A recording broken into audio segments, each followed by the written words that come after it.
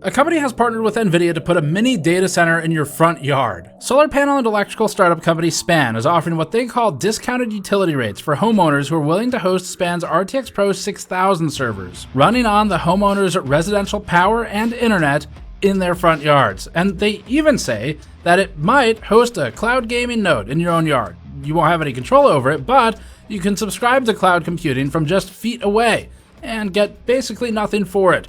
This comes at a time when electricity costs are outpacing inflation alone, with an average 30% increase. These mini compute boxes are designed to be a distributed data center, and basically they're designed to pull any over-provisioned power from the home to then use for the compute box to process whatever tasks are dispatched to it from a cloud solution. So if you have a 200 amp capacity for your home and you use half of it, the other 100 amps minus whatever safety net they might have would go to the distributed compute box. And this comes at a time when energy prices are skyrocketing, and this will contribute to that. But Span says that it'll help pay for the energy costs that it's going to use, and that AI is forcing ever upward. They plan to install these in residential neighborhoods that are partnered with real estate companies that specialize in rental houses, like those built by the Pulte Group, and we think might even partner with HOAs to distribute the boxes that contain 16 RTX Pro 6000s, which cost close to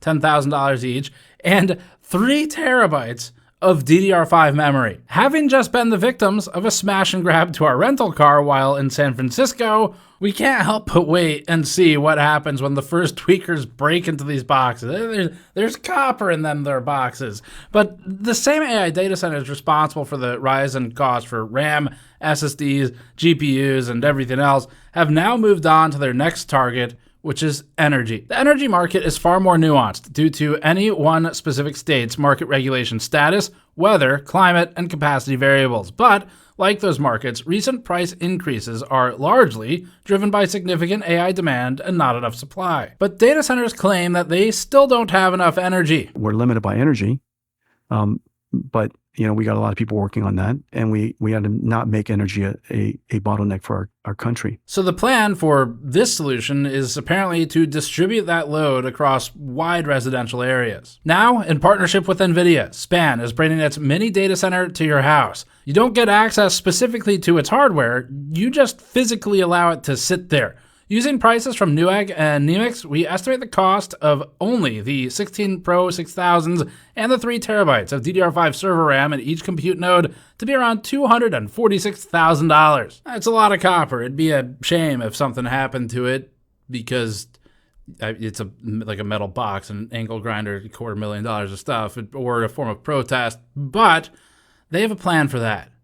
And it's surveillance. Span is probably aware of this problem, and so go figure that the company partnered with the global surveillance enabler Palantir would also be putting surveillance systems in their compute boxes that go in the front yard of your own house. We have a lot of questions about this endeavor today, like, why? And, huh? Do I need to take out a separate insurance policy to cover the 16 12-volt high power connectors in a box sitting surrounded by pine needles next to my American home made out of paper and wood? Ultimately, we think the extent Span's going to in attempts to procure energy from any available sources, now including residential, highlights a much larger supply issue forming in the energy industry. And putting $250,000 of hardware, especially 3 terabytes of RAM, into a yard is a level of liability that's going to require an uncomfortable level of surveillance, we think, for Span to do it without needing to worry too much. But it also just continues to bleed the consumer dry financially and for silicon and the availability of it. As we get into this, we also have a call to our audience, which is if you have one of these, or if you maybe rent a house and your greedy landlord decides to get one of these because it will reduce the power bill that you're probably ultimately paying for anyway, then let us know. Because they say they're working on installing 100 of these in Q3 as a test deployment. We want to film it and inspect it. I can make it anonymous. We can blur all kinds of stuff. We can just stay tight only on the box. Whatever we need to do to make sure that we could do it without getting you in trouble. But we'd really like to see one of these. And I'll even come with a gift of RAM for the inconvenience. But you can email tips, at GamersNexus.net with information if you happen to see one. That also works, as they're testing them now on what we assume to be test homes. But there's a lot to talk about today with this distributed data center in residential neighborhoods concept. So let's get into it. We brought you this video with our Gold Halo VRAM drinkware and copper-plated mule mugs on store.gamersnexus.net because, let's face it, times are tough in the PC DIY space, and at least you can get VRAM on a glass. We recently restocked our copper-plated stainless steel mule mugs with a hammered surface. Hammered, much like Jensen must have been when he said there was no smuggling. They even have thermal conductivity lasered into them in text. We also recently restocked our Gold Halo VRAM glasses on the store. These were in super high demand after our black market GPU campaign previously, and due to how much work the gold rim takes to get to our standards, it took until now to finally get them fully restocked. The glasses have a thick gold halo rim and a pattern of VRAM and GPU on the glass itself, designed by Andrew in Blender, actually in 3D. These even have AI, by which I mean, hey, I'm gonna need a drink because of the RAM prices. Head over to store.gamersnexus.net to support this content directly. Back to it. Last month, SPAN announced the rollout of XFRA, which it calls its Distributed Data Center Solution. SPAN's press release describes how data center power consumption load is predicted to increase from over 4% of the US's total power consumption in 2024 to more than 9% by 2030, and it markets XFRA as an intermittent stopgap as the power grid infrastructure takes time scaling to the demand. So the way that it solves the fact that data centers that are on track to be built will consume more power than the US is capable of generating and providing is by it's by using more power. It's going to use more power because we're using too much power already.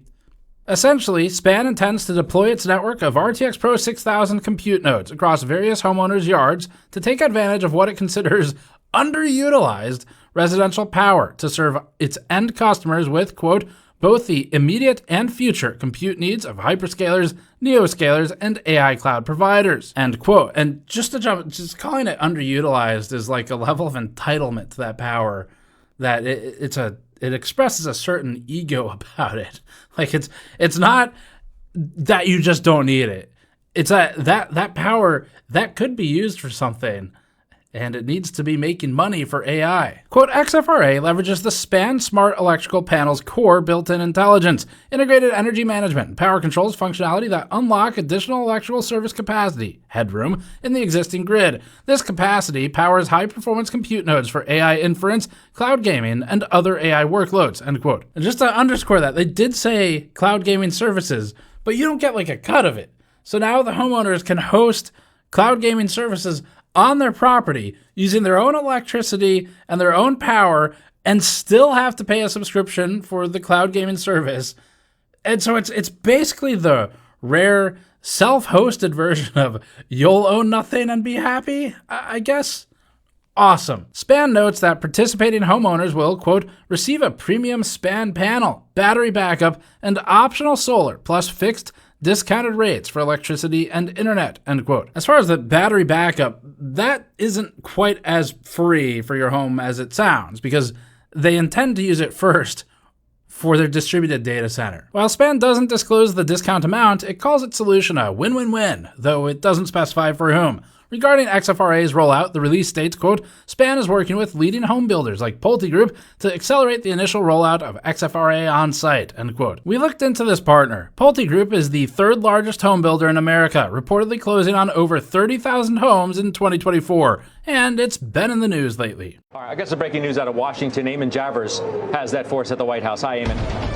Scott, that's right. The General Accountability Office here in Washington says that it is going to conduct an investigation of Bill Pulte over at the FHFA over the question of whether he appropriately accessed private data as he was doing his own investigations at FHFA in order to lob these allegations of mortgage fraud against a number of prominent officials here in Washington, including Lisa Cook over at the Fed. Federal Housing Finance Agency Director Bill Pulte, the grandson of PulteGroup's founder, served on PulteGroup's board of directors from 2016 to 2020 during Trump's first full term. The company says that Pulte is no longer affiliated with PulteGroup. The PulteGroup and Bill Pulte have had a number of controversies, including between themselves, where they seem to be constantly attacking one another, at least recently. Bill Pulte was called upon by senators to answer to a Mother Jones story reporting that Pulte's, quote, nonprofit sent money to Donald Trump while disguising it as a charity to the poor, end quote, including a $65,000 donation for the underserved.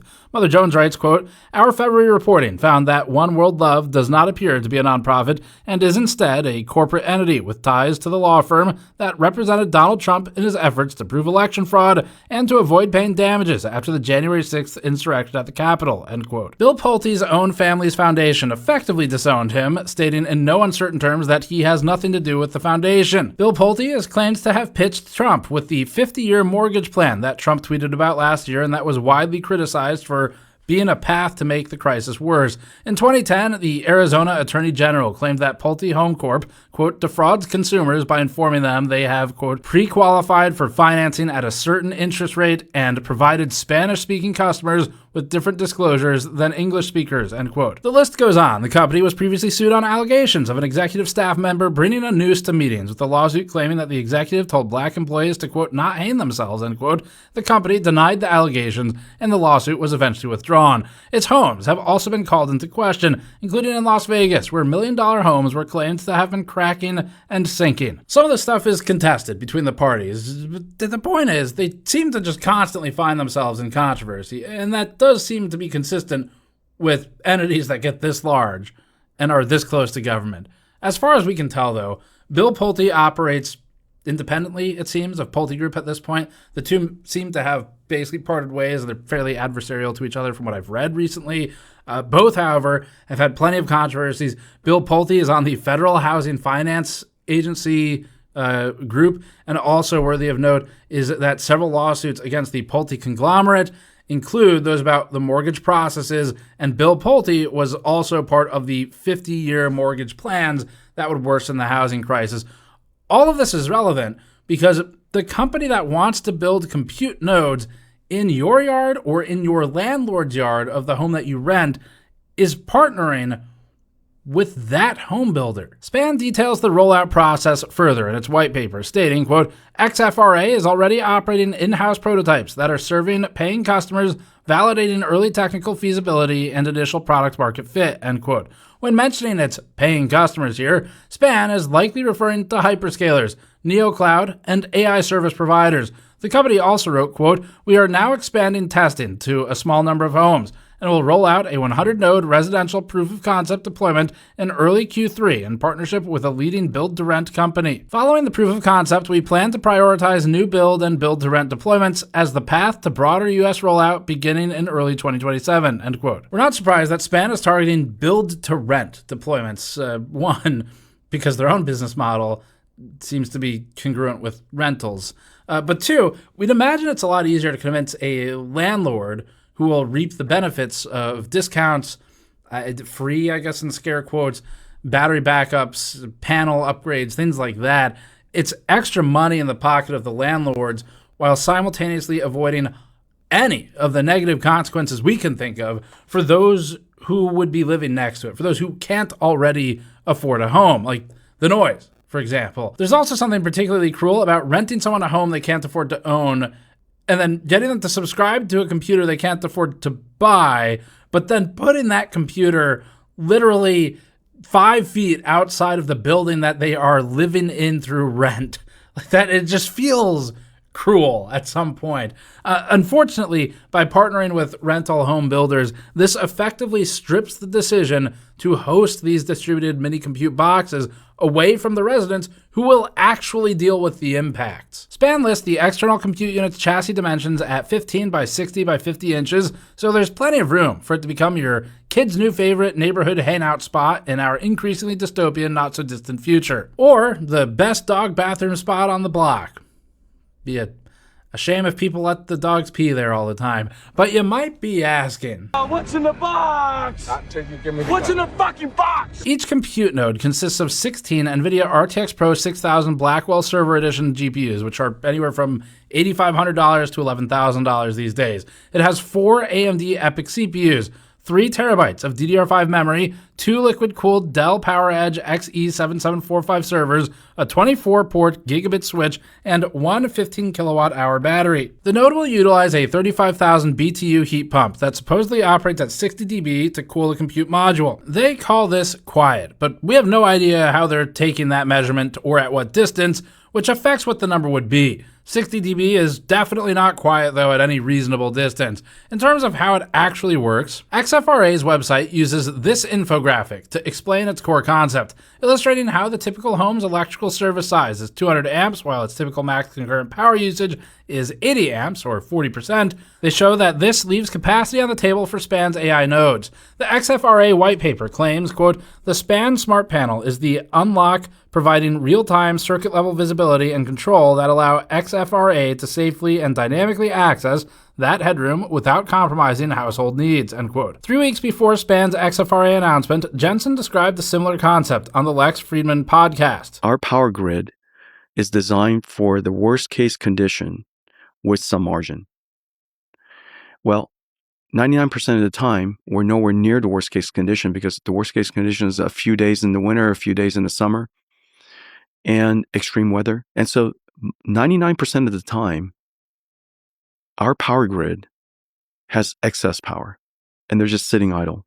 But they have to be there sitting idle because just in case, when the time comes, hospitals have to be powered and, infrastructure has to be powered and airports have to run and so on and so forth. Really not a fan of where this quote seems to be going, but we'll let him finish. And so the question that I have is whether we could go and help them understand and create contractual agreements and design computer architecture systems, data centers, such that when they need the maximum power for infrastructure in society, that the data centers would get less. Mm-hmm. But that's in a very rare instance anyways.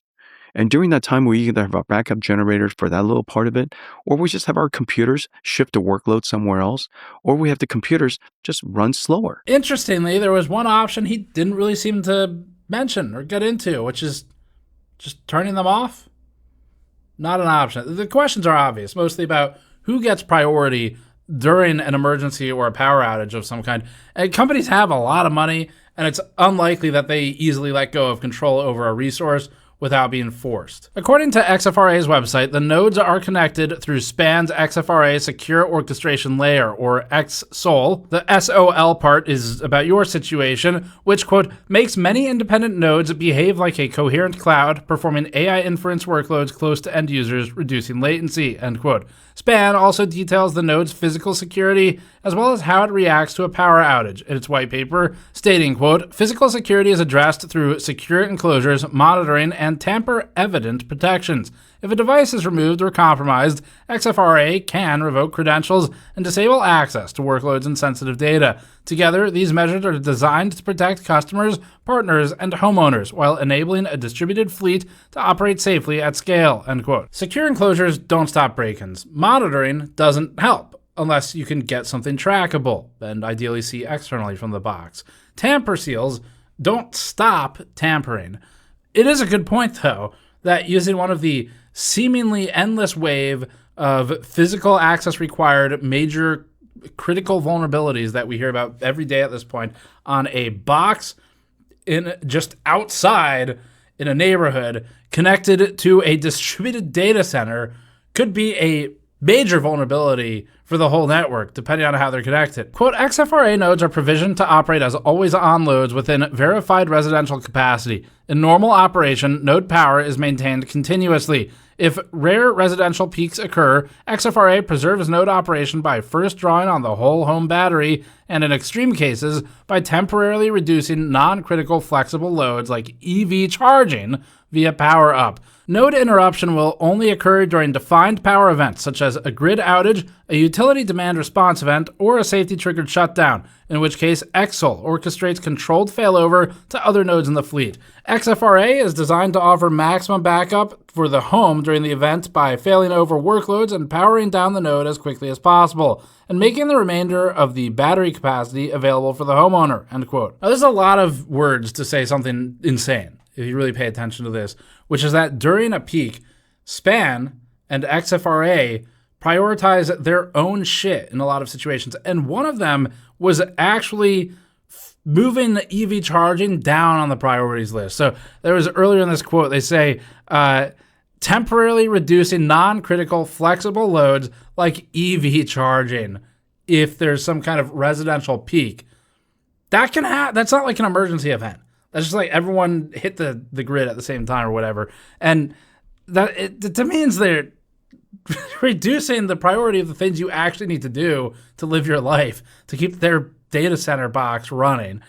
In the event of a power outage, they say that they'll use the home battery, which is the one they provide, and try to act like that's the carrot on the stick to get you to put this thing in your yard. But they're using it for their own shit. It's not like you get priority over that battery. They do, from what this says. And that means that given the amount of power drawn to operate 16 RTX Pro 6000s and all these Thread or Epic CPUs for even a minute, this process is likely depleting a lot of that battery, even if it just needs to shut it down. So the other thing, too, is theft is obviously a concern for both value reasons and activist reasons. Although I guess there's some dispute over maybe whether you're still an activist if you become a criminal. But the point stands. These boxes are valuable. While SPAN doesn't mention any cameras in its press release, on its XFRA website, or in its statement addressing security and trust, we figured they probably would have one somewhere, because this is a big concern. A single render that we found depicts the XFRA node with a security camera inside the compute box. Even though that's inside of the compute box, we think it's just a matter of time before they bring that external. Contracts would probably allow them to do whatever they want to their box, maybe including external surveillance. Even ignoring SPAN's own liabilities, this is also just a liability for whomever lives next to the box, because it may invite thieves, and not to mention the obvious liability for things like fire hazards when you're putting this outside is not a cold environment to operate in a lot of places. And if you live anywhere near us, for example, then during the summer, your baseline ambient might be like 38 degrees Celsius. Plus you're running a bunch of 12-volt high power cables.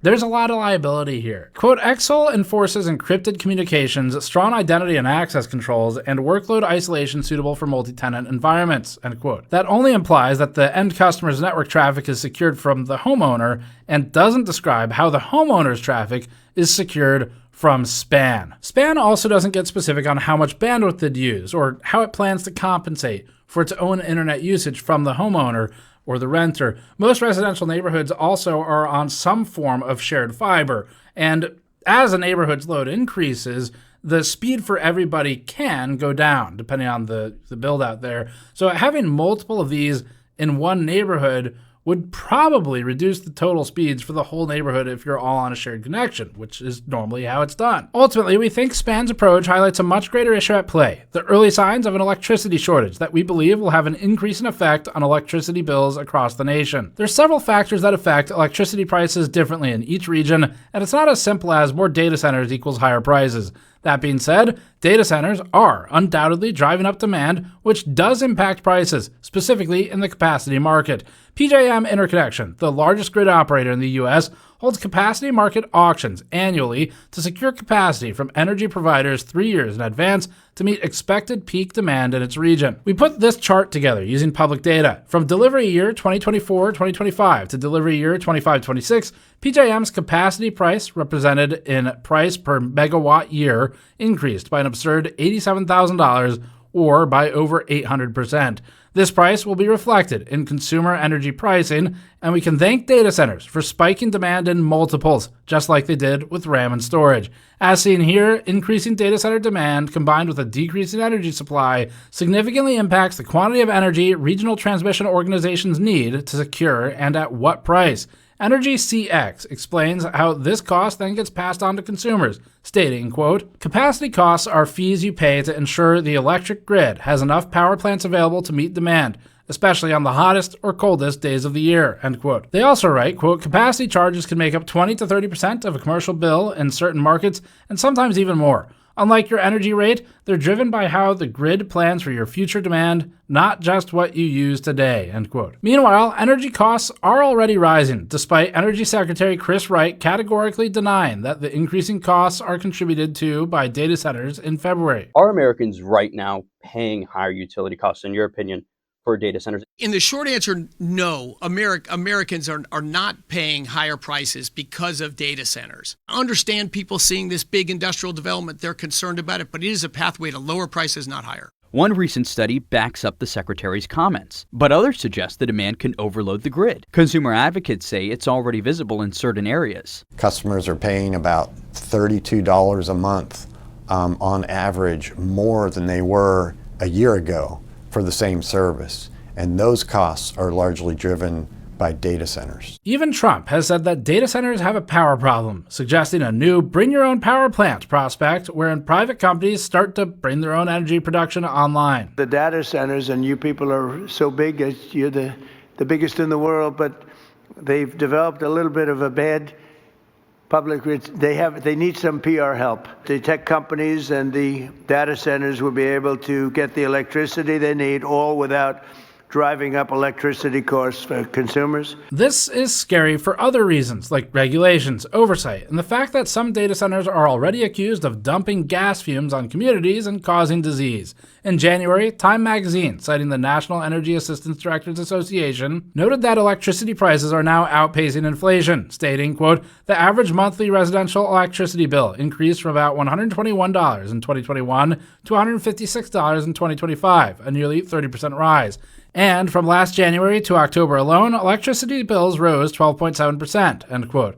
This month, an independent market monitor for PJM published a State of the Market report for PJM, highlighting, quote, the total cost per megawatt hour of wholesale power increased by $58.75 from $77.78 in the first 3 months of 2025 to $136.53 in the first 3 months of 2026, an increase of 75.5%. Data center load growth is the primary reason for recent and expected capacity market conditions, including total forecast load growth, the tight supply and demand balance, and high prices. Large data center load additions have already had a significant and irreversible impact on PJM customers that will be paid through May 31st, 2028, and will have additional significant impacts on other customers as a result of higher transmission costs, higher energy market prices, and higher capacity market prices, end quote. Getting back to the issue at hand, we have a number of concerns about XFRA and SPAN's rollout here. In terms of general safety, total high power on that many GPUs in a box outside, not a big fan of it. There's like maybe some fire hazard concerns, especially because it might be surrounded by pine needles or next to a house made out of paper and wood, basically. And we have a whole hour-long deep dive titled 12-volt high power is a dumpster fire on the GamersNexus channel for anyone who's looking for more information on the issues associated with that connector standards. Additionally, having $250,000 of hardware or more in a box sitting outside is just a theft risk. It possibly makes the property a target of thieves. And when theft becomes an issue, we worry that SPAN might use it as an opportunity to implement stricter physical security measures, like installing external security cameras and surveillance, for example, which we believe could very rapidly turn into just home surveillance and neighborhood surveillance. Likewise, we'd worry about the liability and whether SPAN tries to push that onto the homeowner or the occupant if their 3 terabytes of RAM is inevitably stolen from one of these boxes. And we're also doubtful about the compute node's general viability as well as weather conditions that it could realistically endure. The node has openings for airflow, so keeping moisture out could be problematic. Corrosion could be an issue. Water ingress would be a problem. Not to mention extremely hot conditions would render it inoperable, where you now have an ambient where we live sometimes of 38 degrees Celsius in the summer. We tested these GPUs at 21C in an office, and the memory was already at 95 degrees Celsius in some situations. So in other words, if you're at 38C under those test conditions, but outside, it exceeds thermal junction max for the memory. That's going to be a problem. Hot-cold cycles are also abusive on hardware, and this just kind of speeds those up by dropping another 10 or whatever degrees Celsius on top of it, unless they only operate in cold environments, which has new concerns. We're also skeptical about SPAN's intent to share the broadband with the homeowner and how it plans to monitor network traffic or engage with it and keep the homeowners private. There's also cybersecurity risks associated with increasing remote access to grid distribution systems. For example, the government's Accountability Office report titled Securing the U.S. Electricity Grid from Cyber Attacks stated, quote, there are several points of vulnerability in the U.S.'s system of electricity grids. For example, grid distribution systems, which carry electricity from transmission systems to consumers, have grown more vulnerable, in part because their operational technology increasingly allows remote access and connections to business networks. This could allow threat actors to access those systems and potentially disrupt operations, end quote. But now, with SPAN's technology, you can monitor every single outlet in your house, down to the circuit, from your mobile device. And finally, our greatest concern here is not a technical one, but a human one, which is that SPAN could feasibly use these promises of discounted utility rates to target lower income households. Last month, the National Energy Assistance Directors Association published a study claiming that, quote, 1 in 6 households in the United States is behind on its energy bills, end quote. Broadly speaking, for our audience, I think a lot of people would choose to just not host a compute node at all versus saving, say, $20 or maybe $50 on their electricity bill or something. But on the other hand, if the choice turns into you can either not have electricity or you can host this compute node in your yard, then you can see how it becomes an easy decision to make, and it becomes kind of predatory in its nature.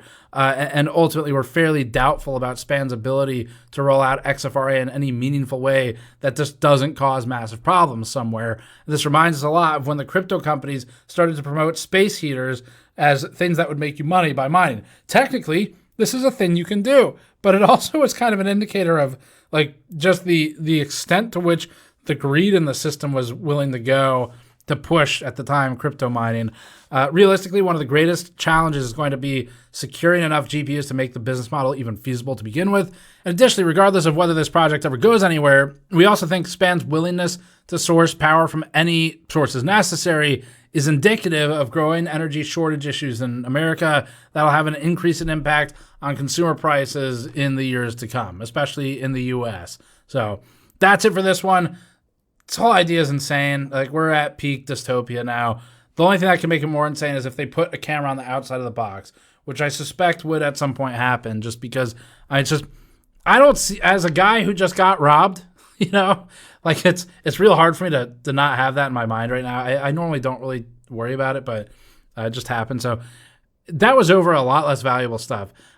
I don't know what the plan would be. Like, you would need some serious surveillance. I'm sure the chassis is nothing an angle grinder couldn't handle. So they're going to need surveillance to actually try and track down or scare off theft. And anyway, that's it for this one. Subscribe for more. We need your help to keep this channel going the way we are. We've been increasing the video throughput. We've been putting a lot of effort into the research for these, and hopefully you're noticing and liking it. So head over to store.gamersnexus.net to help us out with running this, like by grabbing one of our project and soldering mats, which are excellent for anything from soldering to model building, miniatures painting, and art projects. We have them in multiple colors, including a new light gray. You can also grab one of our copper-plated stainless steel mule mugs or our tabletop gaming dice. We have one set of sharp edge resin dice of a high quality with e-waste inductors embedded within them, and another set with Snowflake the cat embedded in those, and each comes with a playing card and some other materials for your tabletop gaming. Thanks for your support. You can also go to patreon.com/GamersNexus and subscribe for more. We'll see you all next time.